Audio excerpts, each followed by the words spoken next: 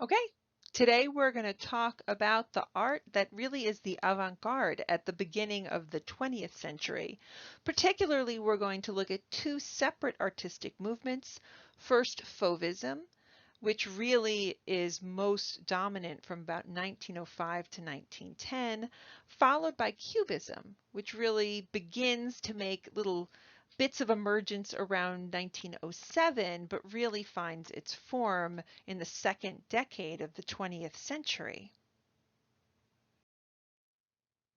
Now, we're going to begin with Fauvism, which is, as I said, a very short-lived movement that really only thrives for about half of a decade. And it never really achieved the kind of cohesion that we saw with, for example, artists like the Impressionists. It wasn't a real kind of school, but these were artists who happened by chance to come together. They were often friends, and they collaborated in some cases. The style of Fauvism is characterized by pure, non-naturalistic, very bright colors, very arbitrarily placed, very thick brushwork, often, with impasto, with colors squeezed straight from the tube. Now, in terms of their relationship to the past, we can think of them in a number of ways. In a lot of cases, these were artists who were interested in 19th century color theory. So in some ways, we could think of them as sort of like the extreme continuation or extension of the post-impressionism of Van Gogh. Certainly, artists like Matisse, who we're going to look at, were very interested in rejecting three-dimensional space and using bright, flat areas of color for expressive reasons. But they were in many ways different than the artists who came before them. For example, we just looked at the symbolists, and they were very interested, obviously, in like literary associations and in texts and in storytelling. And we're going to see that the Fauve artists are going to move away from that. Now, the chief artist we're going to talk about is Henri Matisse, who I am showing you here, who had a very long career. He lived to be well into his 80s, and he worked in a large variety of media. He was a painter, he was a sculptor who worked in diverse mediums such as wood or bronze and clay. And then towards the end of his life, he was most famous for working in paper cutouts. But he really is the artist who was at the helm, the sort of central figure steering Fauvism. Now, the work of the Fauves first appears at the Autumn Salon, which was held at the Grand Palais of the Champs-Élysées in the autumn of 1905. Now, a number of artists' works were shown here, including very central were the works of Matisse. And the critics had much to say about the pictures there. And in one particular room, gallery number 7, there was a room of these fauve paintings with a traditional Renaissance style sculpture in the middle of it, a bust. And one critic said, "The purity of this bust comes as a surprise in the midst of the orgy of pure colors. It is Donatello among the wild beasts." Now, Donatello was the name of a 15th century Florentine sculptor, and wild beasts is translated into fauve. So a lot like we saw with the Impressionists, where a critic used that term impressionism as sort of a derogatory statement, which then became the name for the movement. Something similar happened here, even though the critic was far more appreciative of their works. Nonetheless, this term of the wild beasts, the fauves, stuck. Now, as you could see, one of the works that gained a lot of attention at the Autumn Salon was Henri Matisse's The Woman in the Hat. The picture itself is pretty traditional. It's simply a portrait of Matisse's wife, Emilie, who's in kind of like a very traditional pose. She's seated on a chair, or maybe on some sort of a park bench. She appears to be wearing a black dress with a red belt, maybe a red ribbon around her waist. She's got a fan in her hand, which she holds up against her body. And then she's got this enormously wonderful hat, which is covered with flowers and some sorts of other ornaments, which was very fashionable for its time, but also gave the artist the opportunity to really explore all kinds of interesting color choices. Now, this work was criticized among many of the works at the Autumn Salon. It had the very familiar sounding critique of a pot of paint has been flung in the face of the public. And if you'll remember, that is the same statement that references back to the critique we heard of Whistler's painting way back when we were looking at Impressionism. But this picture really shocked people. It seemed crudely drawn. It seemed really sketchy. The colors are what we call arbitrary colors. You can see the artist being interested maybe in some moments of complementary color, but it really is color that is a very open palette, arbitrarily applied with this very harsh sort of dissonant kind of effect where colors are jarring against each other. And critics reacted to it thinking that it was ugly and that it was incoherent. If you look at his style, not only do we have these pure, very bright, unnatural colors applied straight from the tube, but you can see the surface is really varied. In some places, the paint's applied really super thick and there's impasto, and you can actually see how crudely drawn or painted the hand is on the figure. And there's places where you could see, if you look at the background of the figure, and it's of course hard to say background because it's very two-dimensional, but where you see the green here, you can see that here the paint was applied really roughly on the dry brush on the surface. You could see pencil lines scratched in coming through the work as well. So it had this quality of being very harshly ugly surface in terms of how it was painted, but also looking unfinished in the way that the Impressionist paintings were. And this also surprised people because of the idea of it being a portrait. Matisse didn't give the portrait a name to identify the woman as his wife, which sort of created this sort of distance with the work. But portraits in general are works that are supposed to give us some sort of emotional contact with the sitter, to tell us something about their interior state. And this picture doesn't do anything like that. She looks at us with this very sort of blank expression, despite the fact that she's seated very close to us. We don't really get any sense of the interior here. And that super artificial color was another way that Matisse created a boundary with us. It made this much more about being a flat, applied painting. This is purely about painting. In fact, Van Gogh said that this work was artificial because it was a pure act of painting. And that really changes the convention of what we would expect traditionally with a portrait.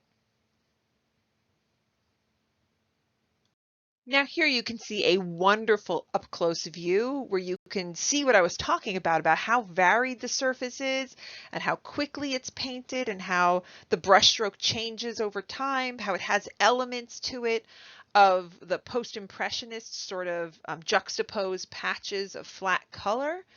And you could see why people reacted the way that they did. Now, interestingly, the person who eventually owns this is a man named Leo Stein, along with his sister Gertrude. Now, they originally, I think, were from California. They were an American brother and sister who had an apartment in Paris. And they had gone to see the work at the Grand Palais, at the Autumn Salon.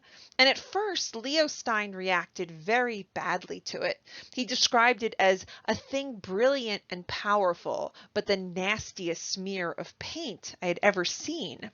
So for 5 weeks, Leo and Gertrude go back to the Grand Palais to visit the work, and eventually Leo, and presumably Leo and Gertrude together, they buy the work for 500 francs, which in modern day money is like the equivalent of $100.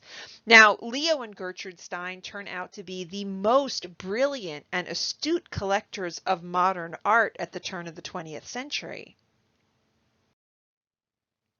They were the earliest collectors who owned both works by Matisse and also Picasso.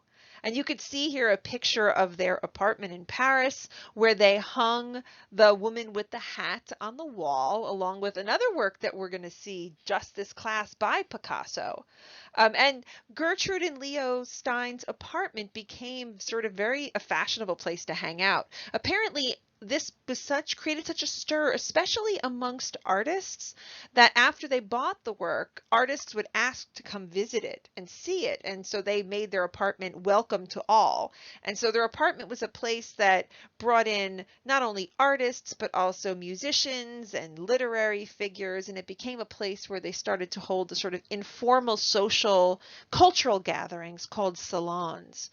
So this picture actually not only reflects Matisse's early foray into Fauvism, but it's also part of a much broader and really interesting situation of collecting art at the beginning of the 20th century. Now, in the period leading up to the Autumn Salon, Matisse was not alone in working in this Fauvist style. In fact, he had a sort of collaborator and a kindred spirit in the painter André Derain. This is one of Derain's series of pictures he does, maybe about 30 pictures he does, of sites of the Thames River in London. And this picture specifically shows the London Bridge, which was sort of a mark of sort of the growth of Paris right around the turn of the 19th century. So it's sort of a symbol of the new modern city as these big bridges were being constructed. And you certainly can see the same Fauvist style that we saw in The Woman with the Hat. It's got these very strong contrasts of light and dark. It's got this arbitrary color where the water is green, where the bridges are blue and pink and yellow, where the sky is orange. We see this very vigorous brushwork of flat areas of unmodulated color. We see very simplified line work. And what is interesting, though, is how this picture came about, which is really quite striking. Now I'm going back into the past a little bit and showing you a work by Claude Monet, just as some background. Now, Derain's London Bridge was actually commissioned by his dealer, which was a guy named Ambroise Vollard. And Vollard commissioned this London series from Derain. And probably he actually paid for Derain to go to London and to paint this series. And, probably funded the whole trip. The reason for it is really, really quite interesting. You see, in 1904, Claude Monet had exhibited at Durand Ruel, the photographer's studio, had exhibited 37 views of London. I'm showing you one of them here, which is the Houses of Parliament. So very similar kind of picture showing the architectural and structural landmarks of the city of London. And when these were exhibited by Monet, they actually sold really well. Right? So they sold well. And the thing is that Vollard really wants to capitalize on this frenzy for what Monet had done. So he took the younger, bolder Derain and sent him off to London to make a series of London pictures as well. It's actually kind of interesting because Derain apparently didn't like London when he went. He wrote a letter to Matisse in March of 1906, and he said, "I hate the English spirit, sad, hypocritical, and mocking. Everything here is dead. In a restaurant full of people, you hear nothing. I've seen a port where ships are docking, a group of laborers finishing their work, and I thought that I was dreaming. In all of this, not a sound.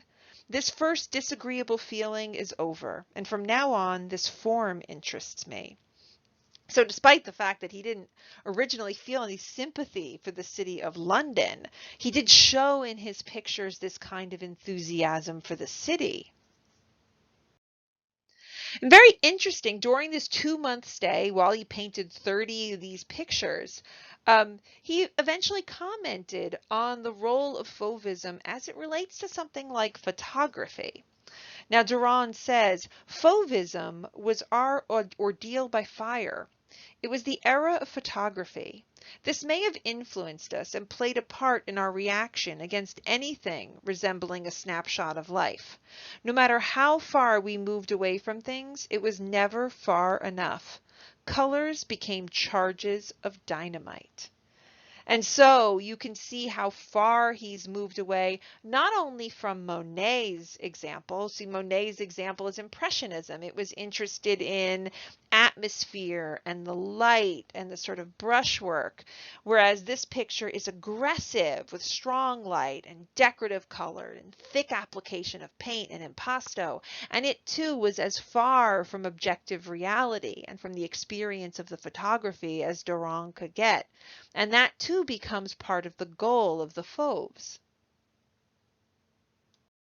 Now, one of Matisse's most extraordinary paintings was made around the same time. And it is a picture that is called The Joy of Life. I have to tell you, this is in Philadelphia at the Barnes Foundation, and I only saw it for the first time recently, and it was stunning in person. This is a monumental picture, and what's interesting is Matisse is really taking on really traditional subjects, the way that we saw artists like Manet do. You know, when he was painting like Courbet, large scale subjects to try to sort of shock with this new style. But this was an old fashioned kind of subject as well. Matisse himself said, I've never shunned outside influences. I should consider that as an act of cowardice and bad faith towards myself. I believe that the struggles of the artist undergoes help him assert his personality. So what is it that he's influenced by here? Well, the subject of this picture is a group of nudes set into a landscape. And it's sort of what we would call an Arcadian image, which means this is supposed to represent mankind in this indeterminate time, long ago. This is man pre-lapsarian, before the fall, in this golden, idyllic age. It's populated by mostly female, but some androgynous figures, which was very unusual at a time when academic painting really favored the male nude as the most traditional subject. As his influences, we could look back to the Renaissance at this kind of picture. Mythological scenes populated by, in this case, only some semi-nude pictures. The picture has this sense of eroticism to it.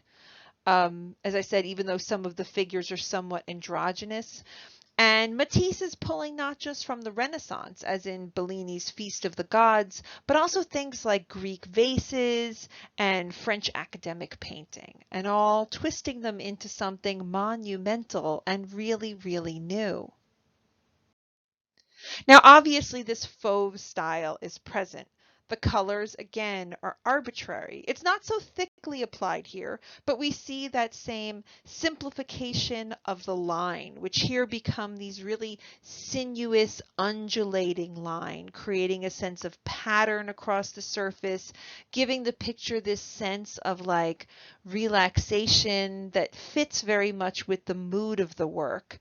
The figures have become abstractions, so we don't see these figures as figures with volume that really take up space. We instead see them as symbols, and they're just these simple outline figures. And you could even see that even though the figures get somewhat smaller as they move into the background, scale has been abandoned, so it's a little bit arbitrary how the size of the figures are rendered, and that makes the entire picture seem kind of distorted and certainly emphasizes the flatness of the picture. But overall, these very soft colors, and it's supposed to give this feeling of serenity, which is something that it truly does in real life.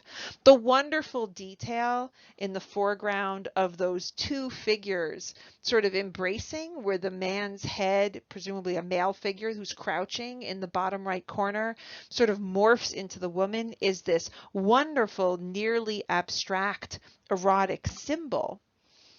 Now, this picture, by the way, also was bought by Gertrude and Leo Stein, who bought it immediately. So by that point, Leo had gotten over his wariness of Matisse. Now, I said that Matisse was also a sculptor. So now we can look at one of his early sculptures, which is a work that is known as Two Nudes, but also traditionally as Two Negresses. And this is going to allow us to bring up what is a pretty complicated issue that is going to be relevant both for the work of Henri Matisse as well as for Pablo Picasso.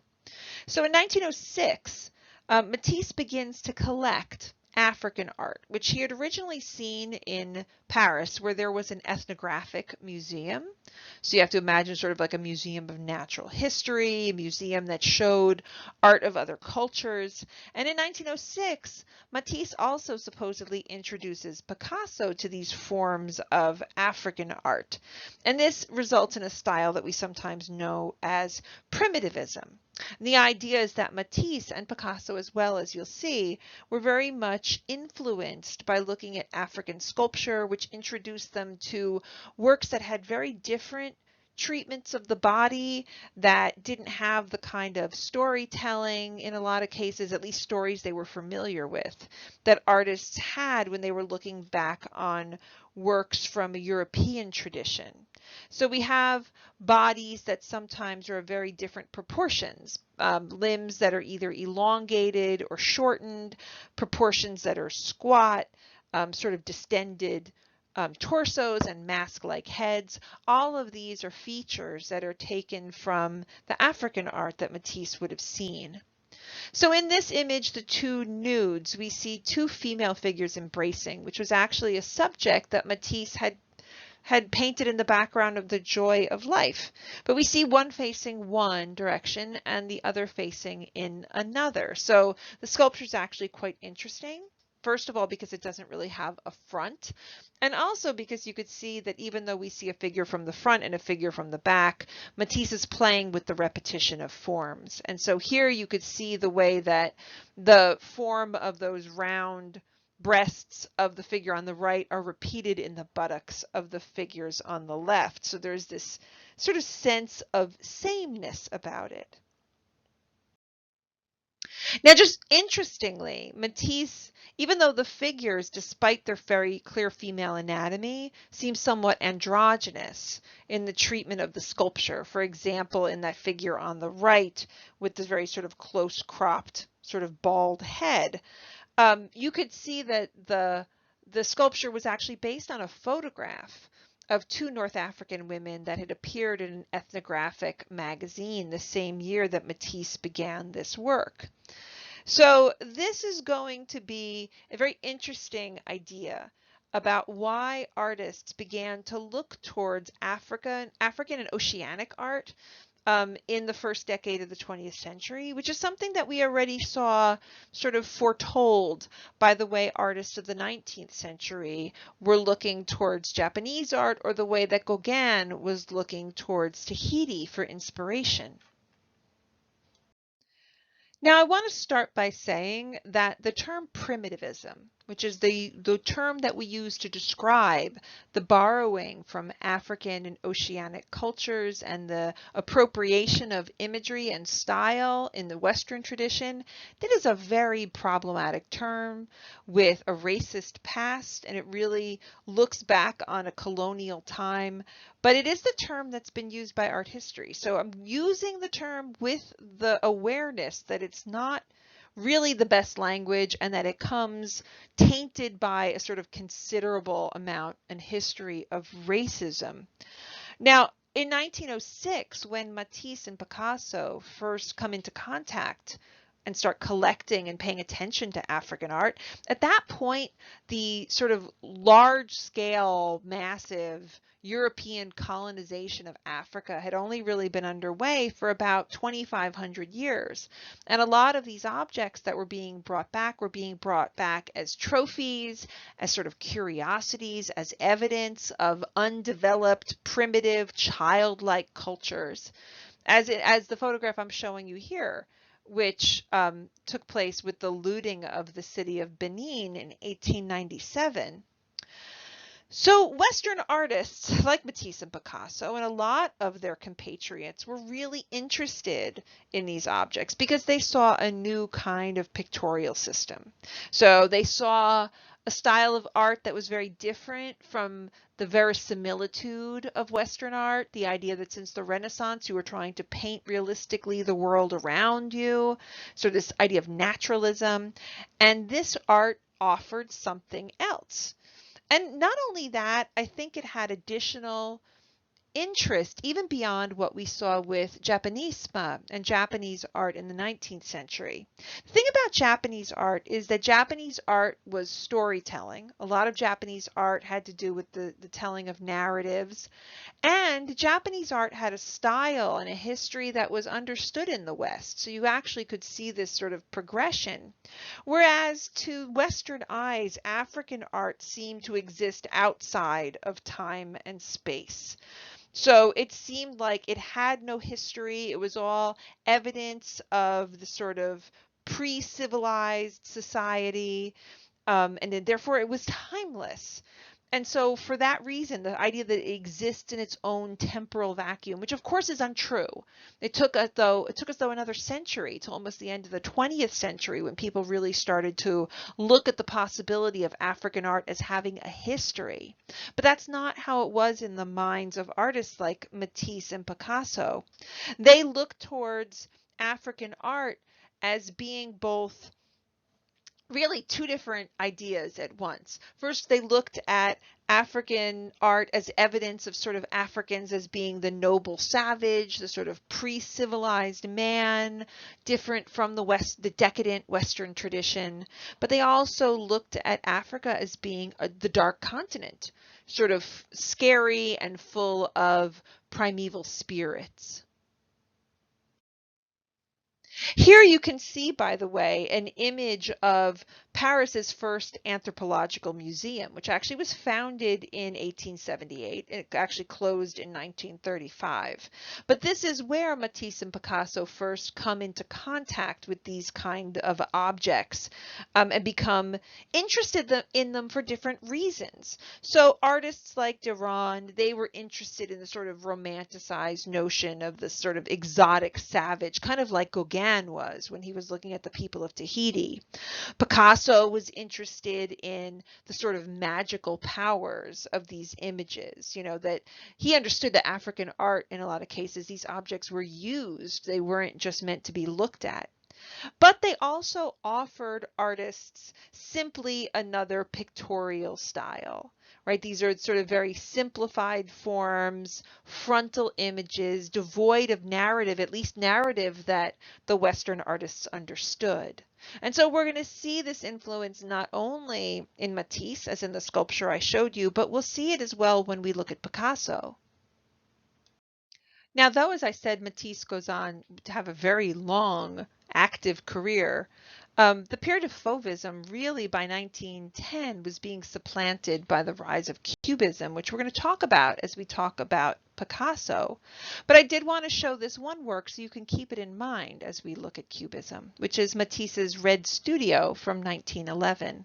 Like The Joy of Life, it is a monumental canvas, but of a very sort of ordinary everyday subject. You'll notice that the Fauves seem to appreciate the same sort of small subject that we saw being favored by artists like the Impressionists. So here we have this studio, which is really only punctuated by the paintings of the artists, which are either hung up on the walls or propped up against them. The picture, though, you can see is quite a bit changed and really seems to be a reaction, perhaps, to the movement of Cubism, which was arising at exactly this moment in 1911. So rather than working with these very varied, broad, arbitrary colors like we saw in The Woman with the Hat, you could see that almost all of the canvas here is monochromatic. Color is becoming less of an issue as he moves away from Fauvism, where Fauvism had color front and center. Here you can see that the space is defined by this relatively unmodulated. You can see there's some variation to the surface, but it's mostly just this flat area of red on the walls and the furniture and the floors. And the only details are created by these ghost-like two-dimensional outlines, which define the forms of the furniture and in some instances the transition from the floor to the wall. Um, it is a very different kind of work, and it shows really the end of Matisse's experiment with Fauvism. And as I said, maybe his reaction towards Cubism. Here he's simplifying the forms more and more. He's really relating them more to geometry, showing the forms not only very flattened, but also very frontal. Though you're going to see that it has a very different attitude than the works of the Cubists will have. And now we're going to look at our second early 20th century art movement, and one that really was quite influential. We're talking about Cubism. Now, by the way, I want you to know that Cubism was yet another term that was derogatory when it was first applied to art. Cubism exists in two separate phases. The earlier phase, which starts to emerge maybe around 1908, is called analytic Cubism. The second phase, which comes in the decade after that, is called synthetic Cubism. Now, that term Cubism suggests geometry. So in analytic Cubism, it's going to be about taking a subject and fragmenting it into two-dimensional forms. Whereas in synthetic Cubism, it's going to be about taking two-dimensional forms and using them to create a subject. So it's almost like synthetic works in the reverse. We're going to talk more about that, and it'll be more clear when I start to show you examples. Now, Cubism is a little bit of a confusing term. So you're going to see works that explain all of this. But for now, you have to think about three primary ideas. First of all, that Cubism is about taking forms and dissolving them or transferring them into a two-dimensional system. So objects are going to be shattered into sharp planes and they're going to dissolve into each other. Ultimately, and this is a second point, the figure and the space around the figure are going to be treated in a very similar way. So in Cubism, solid and void are subject to the same visual treatment. And the third thing is that in Cubism, the idea of a fixed viewpoint, that we're painting from the eye of the spectator, for example, that disappears. And so in Cubism, a single object can be seen from multiple perspectives simultaneously. And in this way, it was almost sort of seen as a scientific kind of idea, because the idea of a stationary single human viewer was seen as sort of, you know, it's subjective, but to create an image that didn't have a fixed viewpoint of a single viewer was seen as more sort of neutral and therefore sort of scientific in its outlook. So it shows a certain kind of progress. In any case, this is all going to be much clearer when we look at some examples. And we're going to look at the two artists who really were the co-founders of Cubism. The first being Pablo Picasso, who we're going to spend much more time on, and the second being the Frenchman Georges Braque. Now, is it fair that we're going to emphasize the Spaniard Pablo Picasso at the expense of Georges Braque? Probably not. And people always say that Braque doesn't get enough credit. But Picasso is such a magnetic personality, and he had such a long career, so that we have works from him that last all the way up until his death in the 1970s. So he's one of the rare artists we're going to come back to in this class, and we can talk about him when we're looking at surrealism, or at least when we look about the sort of surrealist-inspired works between the two world wars. In any case, Picasso is born in Malaga, Spain, and he moves to Barcelona when he's young with his family. And his training is quite traditional. Looking at Picasso's early works, you could see that he had an academic background. We have drawings by him as a young man where he's copying in a very realistic way classical sculptures, the way that academic artists did. And we have paintings from the 1890s that show him as quite a traditional, realistic painter. But he makes his first visit to Paris in the fall of 1900, and he was actually traveling with another painter who was his companion, a young man named Carlos Casagemas. And when he is in Paris with Casagemas, they eventually have a falling out. And Picasso leaves Casagemas there, and his friend ends up committing suicide. Very dramatic thing over an unrequited love. He ends up, I think, attempting to shoot this young woman and ultimately shoots himself. And I'm actually showing you one of the early works by Picasso when we start to see a change in his style away from the sort of academic and the realistic, which is his portrait of his dead friend, which he had returned to Paris to see. Um, I think this is kind of interesting because we've seen already a work that is really similar to this, if not in style, at least in tone, which was Claude Monet's painting of Camille on her deathbed. And I suppose this is why that original quote I put up about Picasso is kind of interesting. Picasso says, "I paint forms as I think them, not as I see them." So now you can see how big of a gap we are, even in a generation, between Claude Monet, who was so focused on the visual, that the wife is less of an issue. He was really recording physical phenomenon of light and color, versus Picasso, who says that he's not at all painting what he sees, but rather he's painting what he thinks, or in this case, perhaps what he feels. So in his portrait of Casagemas, and you could see the wound on his temple, you could see the very thickly applied brushstroke in these sort of short strokes, at least in the background and in the candlelight, and then longer strokes on the shroud. He's playing with things like complementary colors, particularly in the way that he balances the greenish tones of the face off of the fiery red of the background and integrates both red and green into the golden light from the candle.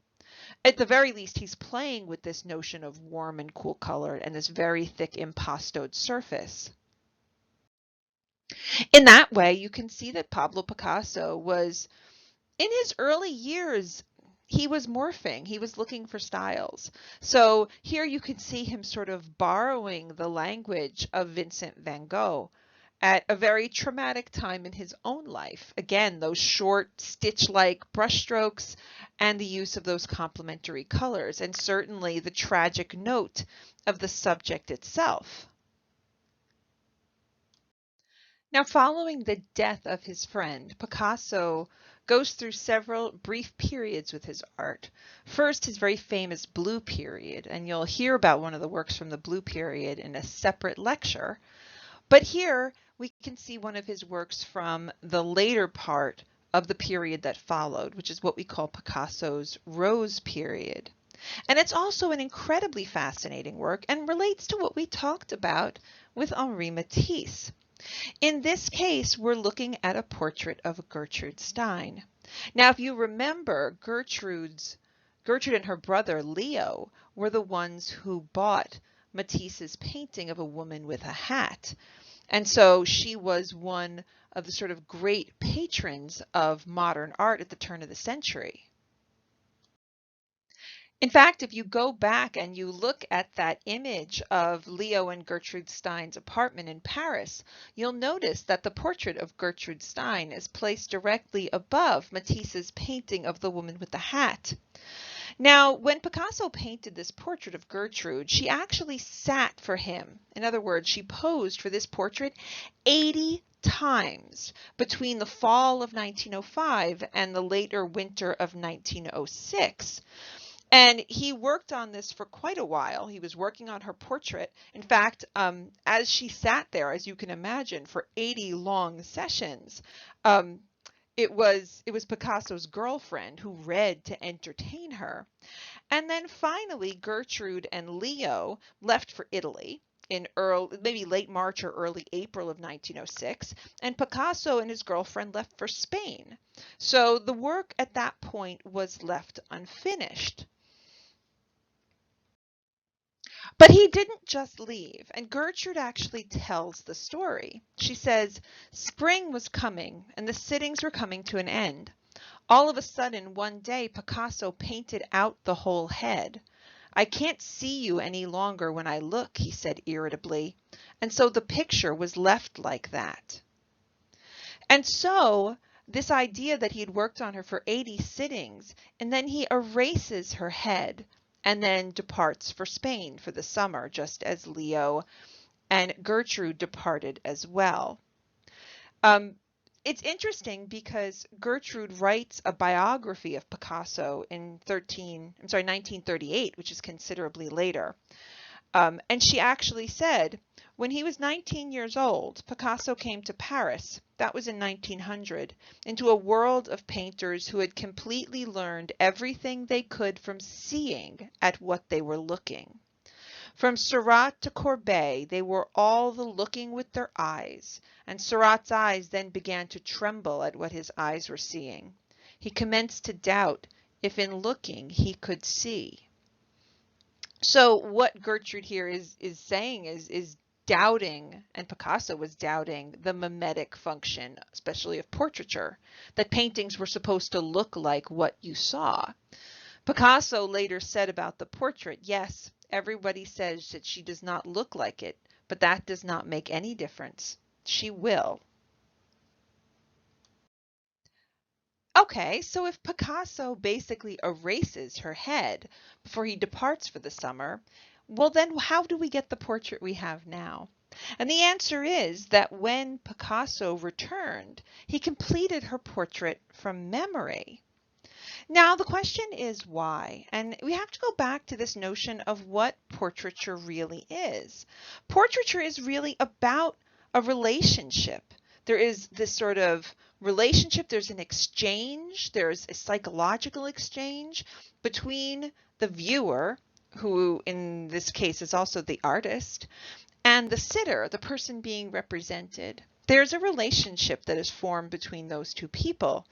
And people have suggested that Picasso, the struggle he had to represent her, came from his struggle to deal with Gertrude on her own terms.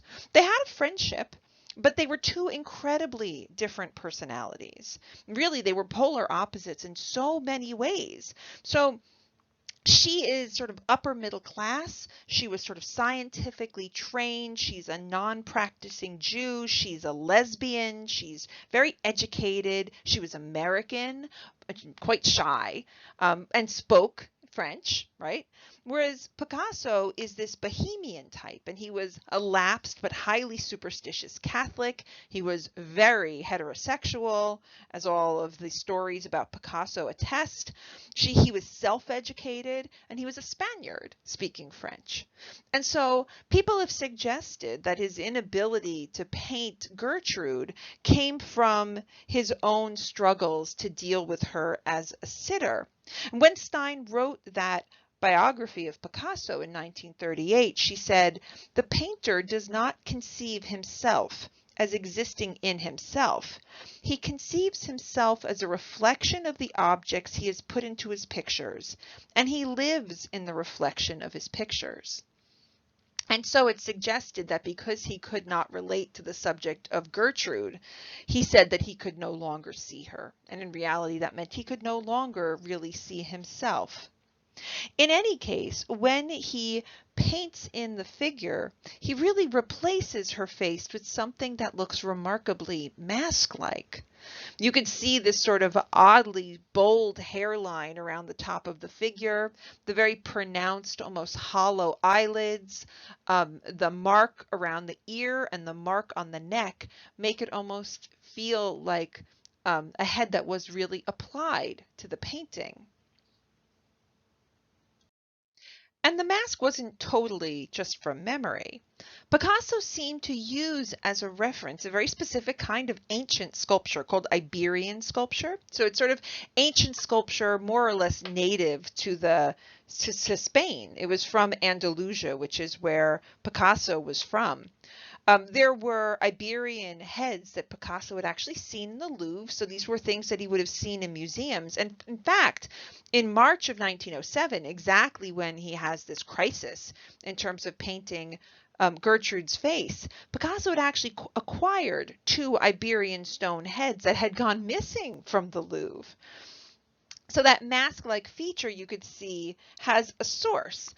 You can see the relationship between them. It's hard to see here. There's a relationship between their pronounced ears, but also between these very bold eyes with a strong almond shape and a very strong outlined ridge around the upper and lower eyelid, which is a characteristic that's carried over for Gertrude. And interestingly, Picasso was pulling from other sources as well, most notably a portrait that he would have seen in the Louvre as well, also. So he saw these Iberian heads in the Louvre. They gave him some language. He also saw this portrait by the famous romantic French painter Ingres, which is a portrait of Louis Bertin, who was like a newspaper titan from 1832. So it's previous century, and you could see what it was that Picasso took from Bertin, which is the pose and the palette. So by the palette, I mean the choice of colors, which both of these works are in these very monochromatic browns. But you can also see the pose. In fact, Picasso makes the pose even more masculine. I mean, I think this would have been read as a masculine pose with the legs spread. Bertin has his hands on his knees. Picasso even makes the figure more aggressive. Assertive, I think is a good word, in that she leans forward completely into our space. Has one hand on her leg and the other one sort of between her legs. And some people have then read that as maybe a phallic kind of statement. And maybe, again, because Picasso really couldn't understand Gertrude on her own terms, especially in that she was a lesbian. But you can also see the way the Picasso's even made the picture more assertive by the way he's dealt with the background. Gertrude is placed in a chair. We could see this reddish patterned fabric on the chair and placed into a corner. And so you could see the lines of maybe the chair and the wall sort of curving behind her, but they're curved in such a way as to distort the perspective and it tips the chair up and makes it almost look like she's about to spill into the space of the viewer. So it's made very assertive, it enters into our space and maybe expresses some of the challenges Picasso had with addressing his sitter. But this was a breakthrough sort of moment for Picasso, and we're going to see the innovations that he ends up finding in Gertrude Stein make their way to his next work, which is one of his most famous. But before we move on to that, I just wanted to show you this one photograph, which is wonderful, which is a portrait of Gertrude in her studio right around the time Picasso painted her. And I always found it kind of interesting because despite what she says about her portrait and Picasso says about her portrait, that it didn't look like her, in a lot of ways it does, even though Picasso does give it the treatment of a mask. Now, the really important pivotal work for Picasso, especially in his early career, is a painting called Les Demoiselles d'Avignon, which means the young ladies of Avignon. So the subject itself doesn't look like anything ridiculously new. I mean, the female nude has been a subject from the beginning of time. And certainly if we look at works of art that we've seen in this class, we've seen this subject as well. You could think back to Manet. Like Manet, he's playing with this very similar notion in that he's showing these female nudes, but by the title alone, it would have been clear to the viewer that these were not just nude women in the mode of Matisse's Arcadian figures, but that we're looking at the image of 5 prostitutes in a brothel. Now, he worked at this scene in 2 separate sections. And so if you look at the 3 women on the left, you'll see a slightly different style than you can see on the right-hand side, which he seemed to have done towards the late summer of 1907, particularly after he had come into contact with African art. And we'll look at that in more detail. But there is a shift in style, and not only in the figures, but in the treatment of the background. So some people look at this painting as being one of Picasso's earliest expressions of a kind of cubist space in picture, because we do see the fracturing of forms into geometric shapes. We do see the ideas that figures are seen from more than one angle, and we do see the idea of the equal weight of solid and void, all of which I'll try to point out in a little more detail. But this is still ahead of the first truly analytic cubist pictures, but Picasso's already experimenting. Now, what's very interesting about this work, he had shown it mostly to his friends originally. For the first decade of its existence, it does not appear to have been exhibited publicly. So his friends would have seen it in private settings or in his studio. And among these friends was George Braque. And George Braque said that looking at the picture made him feel as if someone was drinking gasoline and spitting fire. So he had this dramatic, visceral reaction to the picture at its inception. And we're going to see the way that Braque and Picasso together developed the ideas that we see here. But it really, by the way, it took until, it was maybe shown once in 1916. It might have been shown in 1918. Its first major public showing, which was in New York, was in 1937. Now, Picasso is, as I said, looking at the past. He is very indebted to Cézanne in particular, and we already saw Cézanne transforming the forms that he saw in nature into geometry, which is going to have an inspiration for Picasso. And Picasso noted that. He said of Cézanne, "He was my one and only master, the father of us all. It was he who protected us." We're going to see the influence of artists like Gauguin in the sort of notion of primitivism and painting. And critics noticed its relationship to Manet.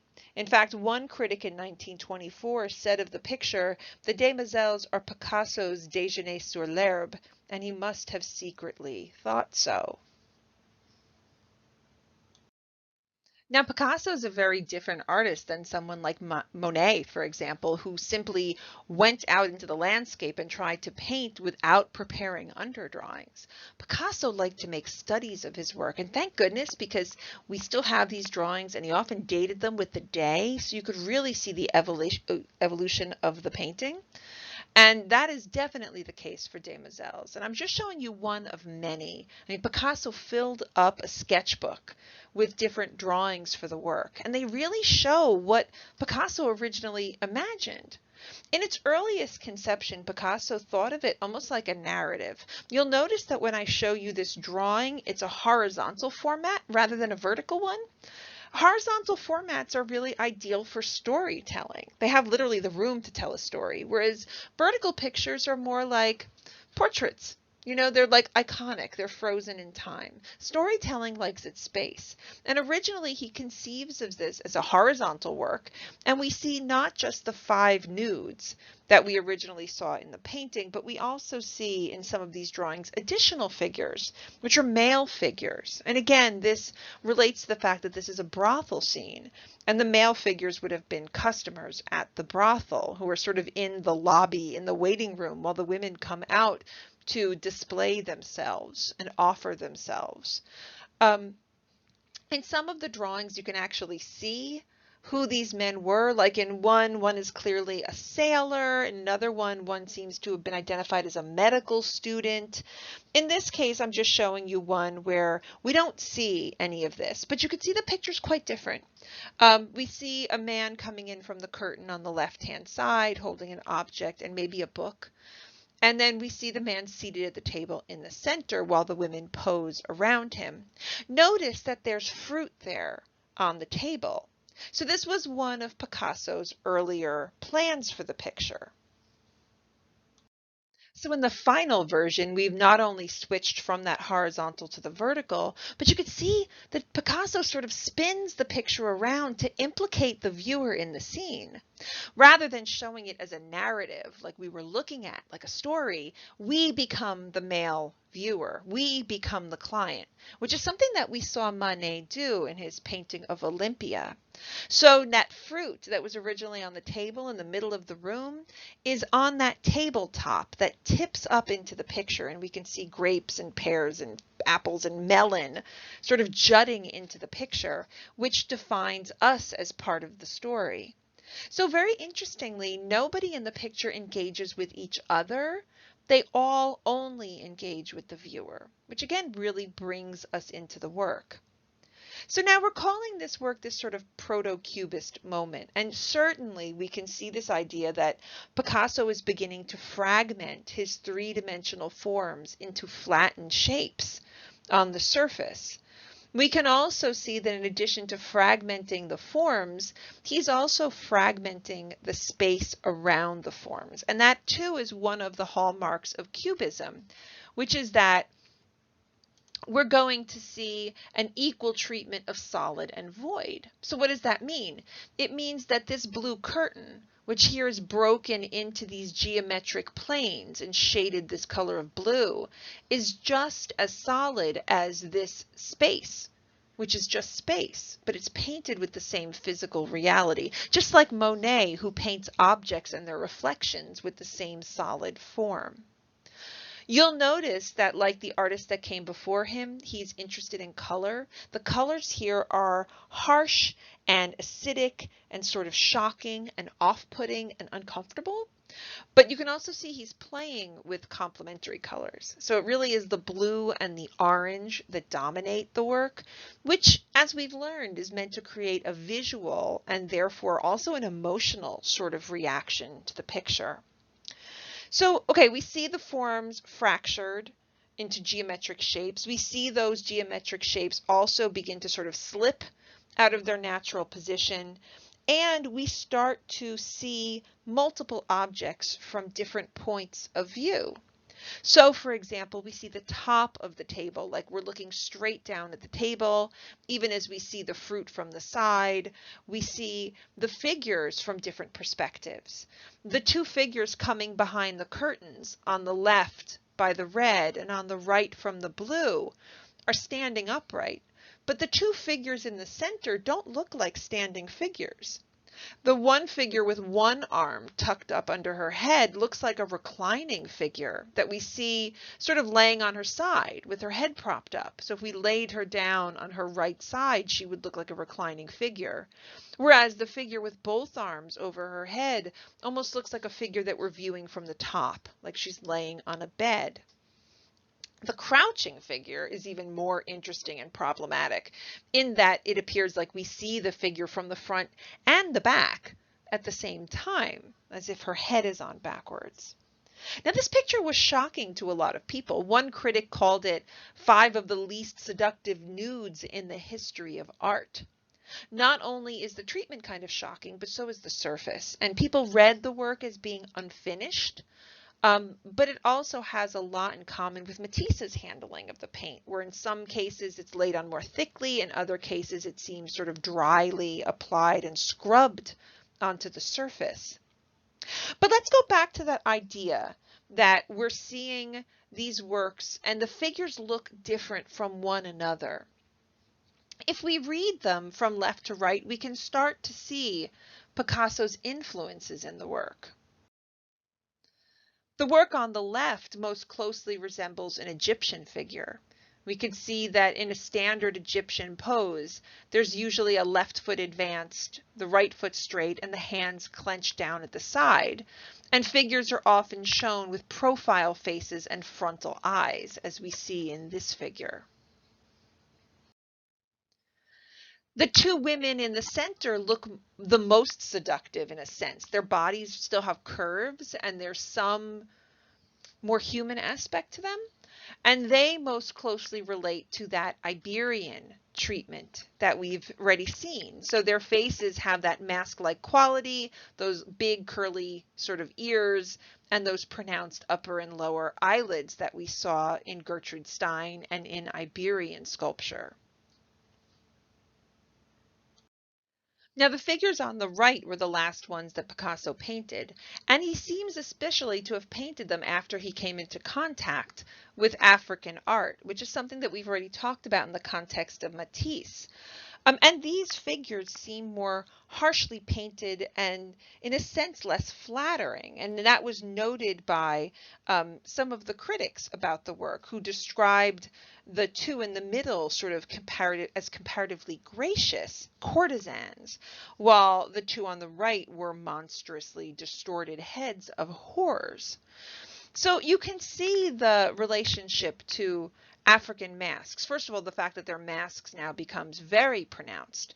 And we can see it not only in the geometry of the faces, but also in the stripes on both the face and the body, which relate to the practice of scarification. And then the question is as to what Picasso meant by this. And you could see that it's problematic in terms of being sort of colonialist and racist and sexist.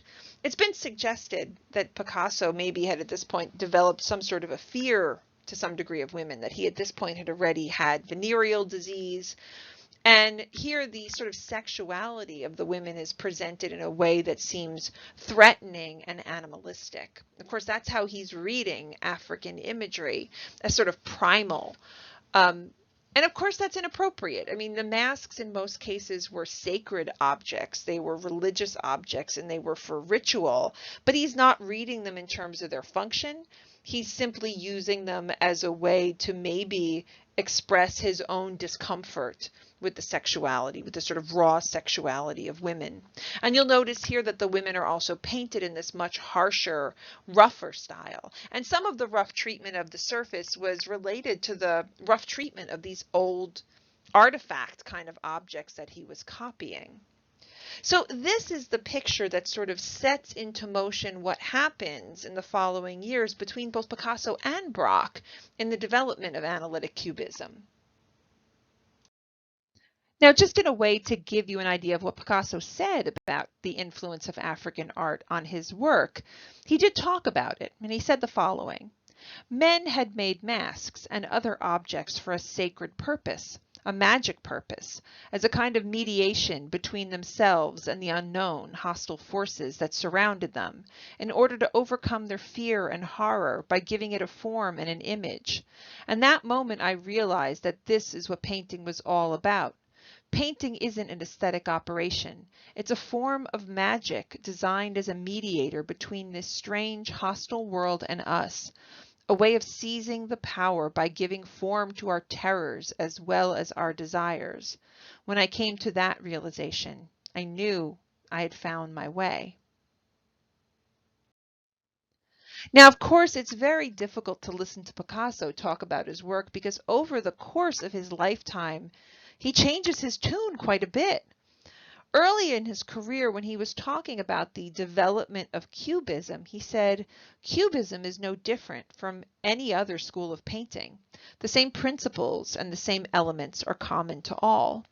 So in other words, early in his career, he saw Cubism as an evolution, a natural progression from the forms and the styles that had existed before it.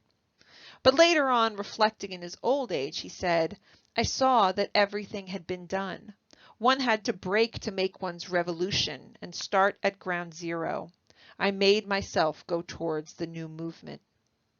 Now, as I said, it's not him alone, but him and Braque. And so in talking about analytic cubism, we're actually going to start with Braque rather than Picasso.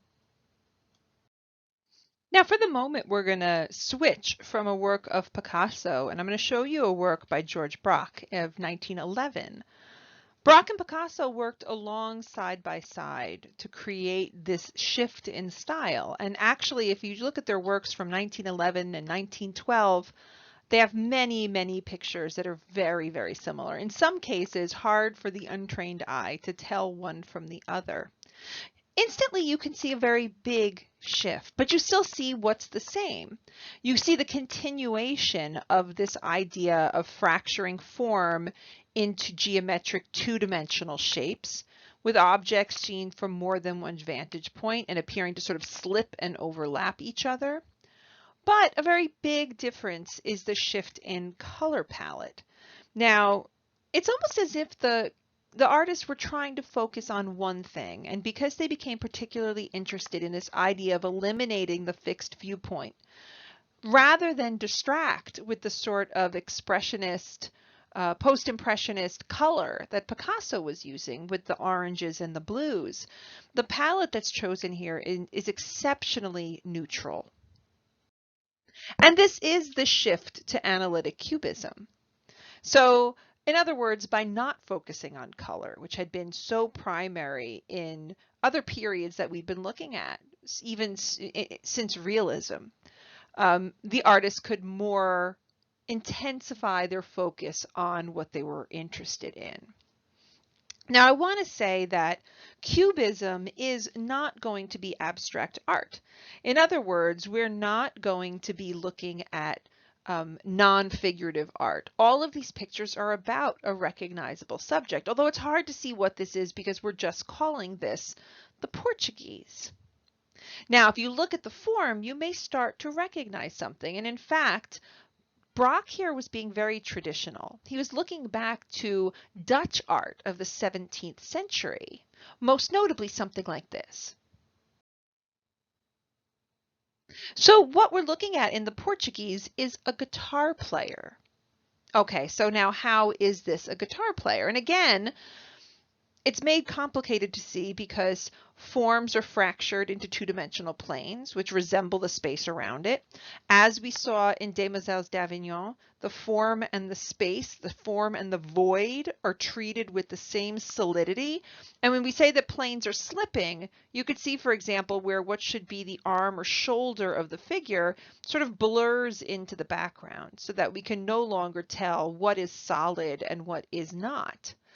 Yet some things can be identified. We can make out the guitar with the hole in the middle and the strings and the neck of the guitar.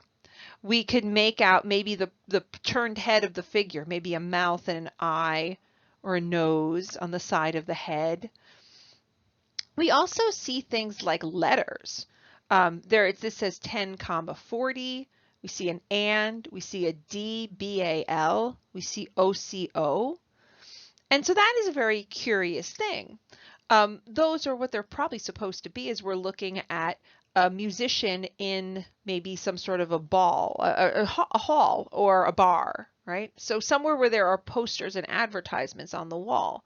Now this would relate Braque's subject very much to the kind of subjects that we saw of things like performers for the Impressionists and the Post-Impressionists. So the OCO might be an advertisement for chocolate. The 1040 is a price. And the DBAL is the Grand Bal. It's a dance hall poster, which is something that we talked about, maybe something of the likes of Toulouse-Lautrec, which we'd already seen. Now, the interest in letters is something that is kind of fascinating. And Braque was one of the first to sort of introduce this commercial style lettering and put it on his pictures. And Braque actually explained this. He said that its purpose was, quote, to get as close as possible to reality. The letters were forms which could not be distorted in any way, being themselves flat. These letters were not in space, and thus by contract their presence in the picture made it possible to distinguish between objects situated in space and those which were not. So in other words, he's interested in letters because letters are two-dimensional and flat, and by placing them over the picture surface, he's calling attention to the flatness of the picture surface, which is something that modernist artists are increasingly going to do. And yet, as we saw, some things here are quite traditional. The subject of the portrait length, sort of like a bust length musician, is something that is from the 17th century. This color palette is very common of Dutch painting of that time. And you can even see that Braque gives the surface this sort of what we would call a painterly treatment.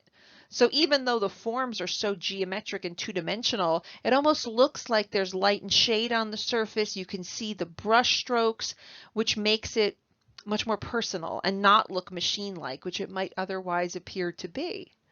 So again, this was Picasso and Braque, on the one hand, as Picasso said, continuing tradition, and on the other hand, making an abrupt break with tradition. Now, just to show you how close the visual experiments of Braque and Picasso were at this moment in 1911 and into 1912, I'm showing you here a painting by Picasso called Ma Jolie, which is actually the title of the work, but it's also written across the bottom of the picture. And so we see a lot in common with Braque. Not only the use of text, which is a very two-dimensional thing, written across the surface of a picture, which traditionally was supposed to represent something three-dimensional, hence flattening the space. But we can also see in Ma Jolie the same neutral color palette so that the focus could be on form. We see the same very painterly style with the visual brushworks to call attention to the handmade quality of the image. Now, Ma Jolie means my pretty one. And Picasso basically said that it was a reference to his girlfriend, his lover at the time, whose name was Marcel. And Picasso wrote, "Marcel is very sweet. I love her very much and will write this on my paintings." So he writes on the picture my pretty one, which is a reference to the nickname he had for her. But it also has additional meaning because Ma Jolie was part of a very popular sort of music hall song at the time. And you'll notice that in the picture, we not only see the title across the bottom, but we can see the little treble clef, sort of very clear, while this portrait is not very clear at all. Now, Ma Jolie is a reference to a song, and here again we see what might be a guitar or a zither. This is a musical instrument again. So there is this reference to music making, and yet harder to look at, to find. We can make out where we expect to see some sort of a form, maybe the side of an arm, but barely discernible. I mean, here he's really pushed even what Braque has done to the point where the form and the space are completely integrated and we can no longer really make out what presumably is a seated figure in a traditional sort of vein. So the picture is at once a portrait of a woman, this woman Marcel, but it's also a portrait of a song, which we see by the title. Picasso's also subverted this further by putting the words Ma Jolie right across the bottom edge of the picture, sort of where titles of paintings usually were, sort of on the picture frame when they were hung in galleries. So further calling attention to this idea of the convention of the painted image. So there you could see just how closely Braque and Picasso were working collaboratively in the same vein in this analytic cubist phase. Now, before long, both Braque and Picasso took this sort of confrontation with the art of the past to a greater level when they started to experiment with collage. Now, collage is supposedly first attributable to a work by Braque, though I'm showing you here an example from nearly the same time by Picasso because it's such a wonderful picture called Still Life with Chair Caning. Now, the term collage comes from the verb for to glue, and it simply means to attach, right? To attach, to glue on, to affix other medium to a work. So instead of it being just an oil on canvas, if you read the description, it is made of elements affixed together.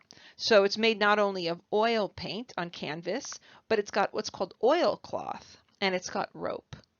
Now, this was a really radical idea, and I suppose we've seen the precedent for it in looking at Degas' 14-year-old dancer, when we saw materials, man-made and natural materials being added to a bronze sculpture, which called to attention the sort of permeable boundaries between things that were high art and things that were low art. And we see the same thing here. So chair caning is this pattern that we see here, this grid-like pattern, which is actually used to make chairs, right? So this is chair caning. In Picasso's work, the chair caning is not painted. It's actually printed on oilcloth. So it's like an industrial material, and Picasso has glued it to his work. Furthermore, he has glued a rope around the edge of this picture, which is unusually oval, so that it becomes a sort of frame. So this sort of blurs the boundary. These are low art, commercial, everyday objects being incorporated into a high art painting. And the frame especially calls attention to that because frames were usually made out of, gilded wood. There's wood covered with gold. They were expensive. Traditionally, if you go back to like the Renaissance, the frames were as expensive, if not more expensive than the picture. And so here, the idea of using this commercial, industrial, low material as a frame was meant to sort of question that hierarchy of materials. So, okay, what does this mean when we talk about then a still life with chair caning, and what are we looking at here? We can see a lot of the same familiar games that Picasso is playing. We have, for example, clearly forms that are broken into two-dimensional shapes. We are going to be seeing objects from different points of view. So the viewpoint, again, is not fixed to the viewer. We see letters, again, written across the images, and so we have that flattening of the surface that letters give us, and that relationship between text and image. And we also, again, have an incredibly neutral palette. So again, this very restricted range of colors being used by the artist so that we can play with other things, in this case with form and with shape. Okay, so we've got a chair. That's what the chair caning suggests. And the fact that the picture is round suggests that we're looking at a table. Now, cafe tables, for example, were not usually oval. They were usually round, but the oval shape is something you would see depending on your point of view. So we have this very interesting view where we're looking at the chair sort of underneath on top of the table, and we're looking at the table from a foreshortened angle. As if we're approaching a table, it would look like an oval. But so what are these objects that we see on the table? Now they're debatable. Some of them we could argue about, but some of them are more clear than others. We could make out, for example, what appears to be a big goblet with a thick stem in the middle of the table, which could also be a candle, honestly, from the light given off of it, but let's presume that we're looking at a goblet. We can make out a lemon with a knife through it. Over here, here's a knife with a handle and the lemon underneath it. We can make out a scalloped edge of a napkin. So again, this suggests that we're looking at a table setting. If we move over to the left-hand side, we can see more clearly the J-O-U, which has more than one meaning. It's the first letters of the verb to play in French, which might suggest that Picasso is playing with us and with the notion of painting, but they're also the first letters of the word journal, or a newspaper, which seems to be what we see on the table, and you can make out this very sort of rectilinear form of the newspaper. And then we have the object here, which appears to be a pipe, right? Maybe the mouthpiece of a pipe or the bowl of a pipe, but again, not seen in any sort of coherent way. The style is again painterly. We see brush strokes, and you can see very clearly the rough finish of the brush stroke dragged across the oilcloth, or even here where the image of the chair is sort of continued in these very rough strokes, with sort of a dry brush. So again, calling attention to this tension between the manufactured image and the painted one. And once again, Picasso is playing with tradition. That's why I said it's got to be a goblet in the center of the picture, because he was basing his work on, again, 17th century Dutch painting, just like the painting by Frans Hals of the singer, the musician. Here in the 17th century, there was a tradition of what were called breakfast pieces, which were still lives comprised of a table setting.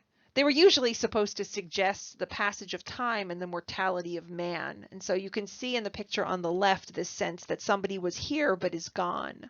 And these are sort of earthly, precious things like lemons, which were prized, that are all sort of, destroyed, cut open and abandoned, the glass tipped over. And so here we see Picasso playing with tradition, old-fashioned imagery, but then turning it a bit on its head. Now, Picasso was not only a painter, and in fact, he talked about working in different media. And he said, "I'm out to fool the mind rather than the eye. and that goes for sculpture too. So this is actually a sculpture that Picasso makes right around the time that he begins his experiments with collage. And there's a lot of discussion about whether or not these things are related. Because clearly here, this is an object that is built up out of materials assembled together, like the element of collage would suggest.